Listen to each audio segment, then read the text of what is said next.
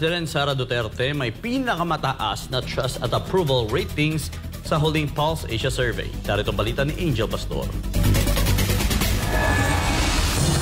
Patuloy ang pamamayagpag ni Vice President Sara Duterte bilang opisyal ng pamahalaan na may pinakamataas na trust at approval ratings sa pinakahuling Pulse Asia Survey. Nakapagtala si VP Sara ng 74% approval ratings. Mas mataas ito kumpara sa 68% na nakuha ni Pangulong Bongbong Marcos. Nakuha ng pangalawang Pangulo ang pinakamataas na approval ratings sa Mindanao na may 93%.